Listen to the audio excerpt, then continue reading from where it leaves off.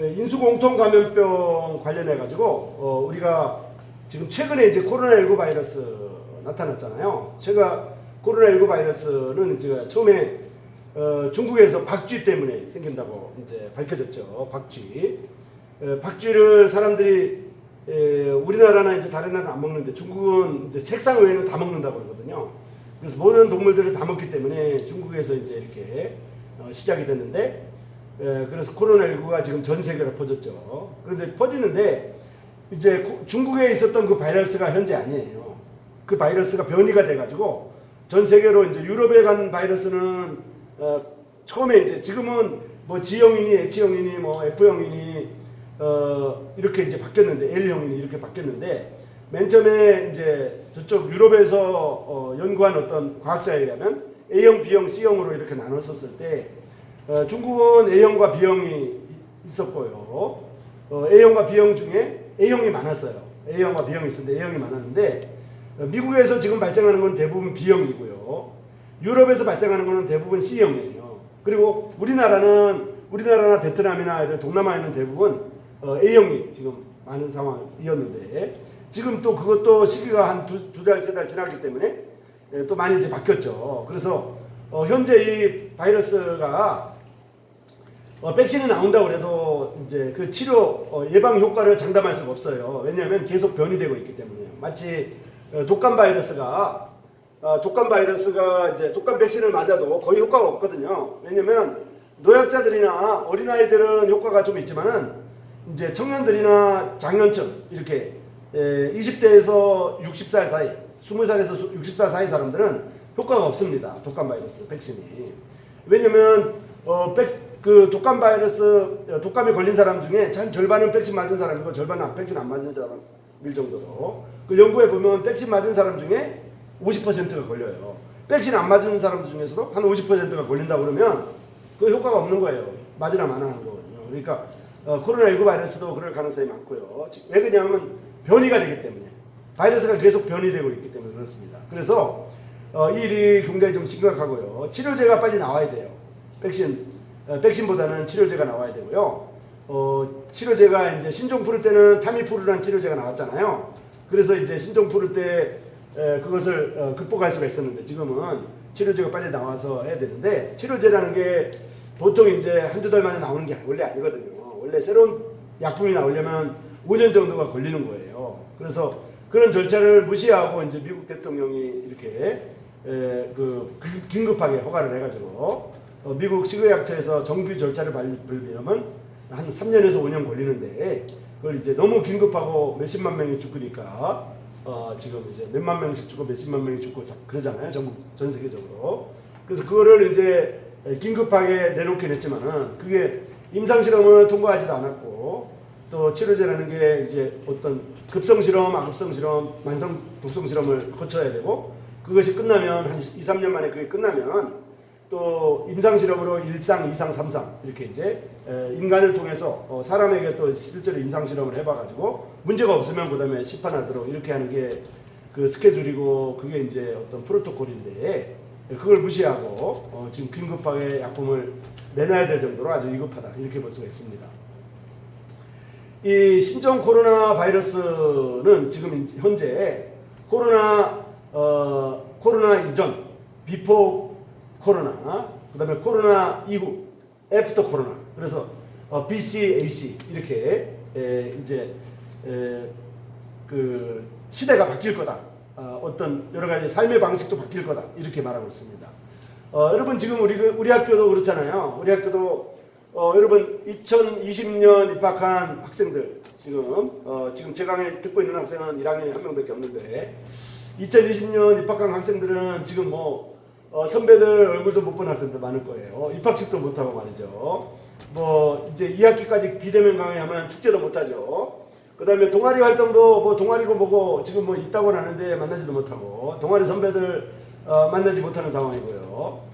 또 이제 어떤 뭐 신입생 환영회라든지 또는 무슨 뭐 MT라든지 이런 게 없잖아요 지금. 그리고 교수님들도 얼굴을 못 보고 강의를 하는 바람에 거의 뭐 지금 사이버 대학교가 돼버렸어요. 방송통신대학교나 사이버 대학교, 그죠? 이렇게 돼버려가지고 2학기도 계속 그러면은 참 좀 이제 문제가 조금 있죠. 지금 뭐 등록금 소송 이런 게 문제가 아니라 사실은 더 큰 문제는 사실은 이게 우리가 생각하는 대학교가 아닌 거예요. 그래서 미국에는 미네르바 대학교, 미네르바 스쿨 같이 이렇게 온라인 대학교 중에 아주 유명한 대학교가 많습니다. 그런 식으로 그런 대학교가 우리나라도 이렇게 뜰 가능성이 있고요. 이게 한 2, 3년이 계속되면 뭐 수도권 대학이나 지방 대학교나 비슷한 거죠. 뭐 똑같잖아요. 동영상과에 하면 그냥 뭐 서울에 오면 공기만 나쁘죠. 뭐 이제 극단적으로 말하면 이런 식으로 해서 이게 보통 일이 아니다 이런 생각이 듭니다. 이 코로나 19로 인해서 이제 여러 가지 이제 판단이나 이런 그 평가들이 이렇게 나왔는데 어떤 사람들은 어떤 과학자들은 이렇게 얘기합니다. 온 세계에 그 원래 지구라고 하는 행성에 한 80% 내지 85%가 80 내지 85%가 그 동물들이 사는 그런 구역이었대요. 그런데 지금 사람들이 전부 다 이렇게 개발하고 아파트를 짓고 또 논바닥 같은 경우나 밭바닥 같은 걸 전부 다 이렇게 개발해가지고 점점 도시가 팽창하고 있잖아요. 최근 이제 우리 정부가 말이죠 이렇게 그 그린벨트 해제 이런 얘기를 하고 있는데 뭐 쉽지는 않겠지만 그린벨트 해제 얘기가 나올 정도로 이렇게 도시가 점점 늘어나고 또 이제 숲풀이 점점 없어지고 동물들이 살 곳이 점점 없어지는 거죠. 고속도로가 전부 생기면서 동물들이 이쪽하고 저쪽에 이제 딱 길이 딱 생겨버리니까 로드킬이라고 그래가지고 길가를 넘어다가 죽는 동물들이 많잖아요. 이렇게 이제 동물들이 살 곳이 점점 줄어든 거죠. 사람들이 살 곳은 지구 행성의 전체 중에 점점점 이제 30%에서 40%, 50%, 70%, 80% 이렇게 늘어나는 반면에 동물들이 그 서식할 곳은 없고 그런데 세균이나 바이러스가 서식할 숙주는 동물 몸속이거든요. 그러니까 동물 몸속에 있던 전염병체들이 이제 동물들이 많이 없어지니까 사람 몸속으로 이동했다. 그래서 그들이 어떤 지구라고 하는 행성이 살아남기 위한 백신이다 이거. 백신 맞는 거라고 생각해라. 이렇게 얘기하는 사람들도 있습니다. 그래서 어쨌든 이제 우리가 암에 걸려도 암하고 같이 살아야 되는 긍정적인 생각을 가지면 더 오래 살거든요. 빨리 수술해가지고 빨리 치료하려고 하면 더 빨리 죽는 경우가 있듯이 이 전염병에 대해서 이렇게 장기적으로 우리가 보면 전염병체 이런 바이러스랑 어떻게 공존하면서 살아가야 될지 어떻게 하면 이렇게 이제 쉽게 말하면 사이가 관계를 유지하면서 살아가야 될지 이제 바이러스도 살고 사람도 살고 이런 이제 방법을 빨리 찾아야 되는데 이것이 아직 이제 이 개발 단계에 있고 아직 그 연구 단계에 있는 거죠. 그래서 이 인수공통 전염병이라는 거 하는 거는 인은 사람이잖아요. 인간이잖아요. 수는 이제 짐승 숫자이기 때문에 짐승. 사람하고 동물 간의 인수공통. 사람하고 동물이 공통적으로 전염되는 인수공통 전염병이라는 뜻이에요. 그런데 지금 우리 사람들에게 있는 모든 전염병 가운데 50% 이상이 인수공통 전염병입니다. 그래서 사람에게만 있는 전염병은 많지 않아요. 예를 들면 이제 성병 같은 거는 대부분 사람에게만 있어요. 뭐 매독이라든지 임질이라든지 이런 거는 동물한테는 없는 질병이거든요. 동물들은 교미를 이렇게 번식을 위해서 하는 것이고 이렇게 어떤 흥미를 위해서 재미를 위해서 하는 것이 아니기 때문에 그렇지만 사람은 이제 이 성을 그렇게 이제 단순히 번식용으로 사용하지는 않잖아요. 그렇기 때문에 사람들에게만 성병이 있고 성병을 일으키는 매독균이라든지 임질균이라든지 이런 거는 사람한테만 있습니다. 그래서 사람한테만 있는 전염병도 많이 있어요. 그런데 많은 전염병들이 인수공통, 동물하고 사람에게 공통적으로 있는 전염병이 많다는 거예요. 그래서 이제 사람하고 동물, 인간과 동물이라는 과목을 우리가 공부하고 있는데요.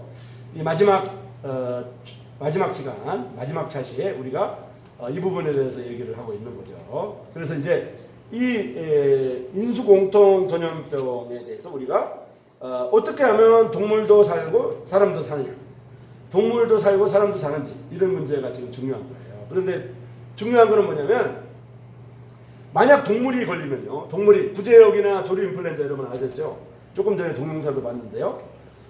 그 조류인플루엔자 같은 경우에는 걸리면 새 닭장이나 우리 농장을 죽여버리면 돼요. 그래서 한꺼번에 몇만 마리, 몇십만 마리, 몇백만 마리를 다 죽입니다. 그거 뭐 전부 다 죽여도 한 2조 정도, 5천억에서 2조 정도 손해를 봐요, 우리나라가.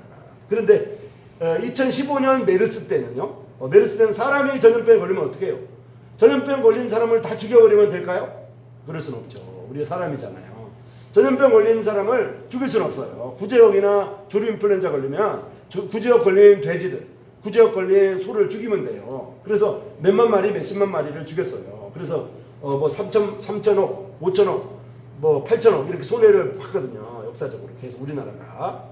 그럼에도 불구하고 구제역 청정구역을 하기 위해서 계속 노력을 했는데, 자, 메르스를 겪다 보니까 메르스 때문에 거의 5조에서 10조 정도를 손해봤어요, 우리나라가. 왜냐면 나가서, 지금도 그렇잖아요.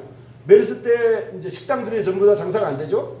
또 바깥에 사람들이 나가려고 하지 않죠. 은행 가서 돈 찾으려고도 안 하죠.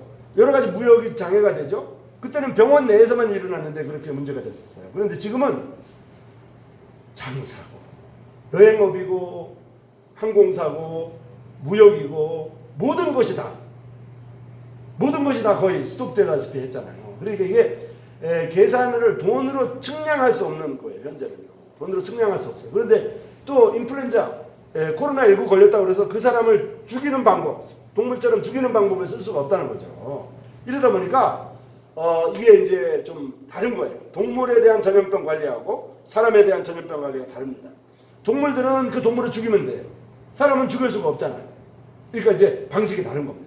근데 사람은 이제 코로나19나 메르스나 걸리면 어떻게 하냐면요, 걸리는 사람이 집에 못 가잖아요. 그리고 만나지 못하잖아요. 그 전염병 예방법에 의해서 감염병 예방 및 관리에 관한 법률에 의해서 그 자유를 이렇게 제약할 수가 있어요.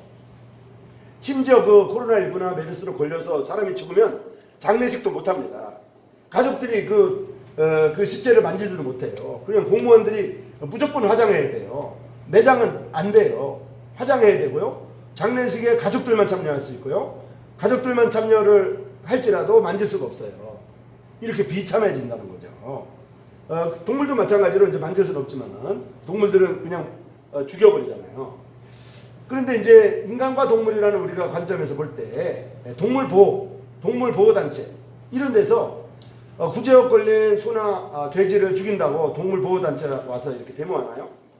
아니죠. 아무도 얘기 못해요. 이 조류인플루엔자 걸린 닭을 말이죠. 몇십만 마리, 몇백만 마리를 죽여도요, 동물보호단체에서 아무 소리도 안 하는 거예요. 그런데 왜 애견이나 이런 거, 실험동물 하면 그렇게 난리를 치나요? 이거는, 다른 관점으로 봐야 된다는 걸 제가 말씀드리는 거예요. 산업동물은 산업동물대로, 소돼지, 닭, 잡아먹는 고기를 생산하는, 축산물을 생산하는 산업동물, 경제동물은 그 동물대로 따로 우리가 이해를 해야 되는 것이고요. 반려동물은 반려동물대로 먹지 말아야 된다. 학대하면 안 된다. 이렇게 하면 반려동물은 뭐 우리가 이해를 할 수가 있어요. 반려동물, 집에서 같이 사는 동물. 그리고 진짜 주인이 사랑하는 동물. 또 사람들에게 많은 도움을 주는 동물. 이런 동물들은 사랑하고 학대하면 안 되고 또 이렇게 해야 되죠. 이렇게 그 동물의 권리를 제공해야 되겠죠. 그렇지만 산업동물, 소돼지, 닭을 가지고 말이죠. 죽이지 말라. 잡아먹지 말아라. 이거는 조금 넌센스라고 볼 수가 있어요. 또 저번에 얘기했지만은 달에 말이죠. 달 탐사를 하는데 개를 먼저 보냈어요. 그래서 개가 가서 죽는 게 당연하잖아요. 당연하지 않지만은 하여튼 처음 가는 환경이니까 가서 죽을 수밖에 없잖아요. 근데 사람 가기 전에 동물이 먼저 가는 거. 그걸 가지고 동물 보호 입장에서 얘기하면 안 되는 거죠. 사람이 먼저이거든요. 그리고 화성에 가서 이제 사람이 살 텐데, 화성 프로젝트에도 먼저 개를 보낼 겁니다. 그래서 이제 그 상황을 보고 이제 사람이 또 유인 탐사선에 갈 거거든요. 계획이 지금 앨런 머스크가 하는 스페이스X라든지 나사에서 지금 추진하고 있거든요. 이런 것을 하게 될 때 정말 우리가 이 부분에 대해서 지금 인간과 동물이라는 입장에서 동물 보호를 해야 되는 그런 분야가 있고 동물 보호를 주장하지 말아야 되는 분야가 있다는 거죠. 그리고 그 동물 복지에 대해서 얘기하는 실험동물이라든지 산업동물은 있는데 이 동물 복지를 또 모든 동물에 적용하면 안 되는 거죠. 또 야생동물 간에 이렇게 야생동물 보호도 야생동물 별도로 야생동물은 야생동물대로 취급해야 되고요. 또 복제동물은 복제동물대로 얘기해야 되는 거예요. 복제동물을 가지고 반려동물처럼 말이죠. 복제동물을 가지고 실험하는데 그 반려동물처럼 막 죽이지 말라고 와서 데모하고 그거는 제가 수의사 입장에서 바람직하지 않아요. 복제동물은 복제동물대로 가치가 있는 것이고요. 복제동물을 반려동물로 키울 때는 또 반려동물 나름대로 이렇게 대접을 하고 이렇게 관리를 해야 되겠지만 복제동물은 복제동물이고 실험동물은 실험동물이고 또 경제동물은 경제동물이고 야생동물은 야생동물이고 그리고 또 사람보다 훨씬 나은 사람보다 훨씬 뛰어난 맹인구조 맹인 안내견이라든지 재구조견이라든지 이런 거는 사람보다 훨씬 뛰어난 능력을 갖고 있는 거예요. 그 분야에서. 그 다음에 군견이라든지 금견 이런 거 이런 부분에 대해서 서로 따로따로 생각해야 된다. 이런 말씀을 드릴 수가 있습니다. 아셨죠? 자, 여기까지 중에 질문 있으면 해주세요. 일단 출석 체크해 주시고요. 질문해 주시기 바랍니다.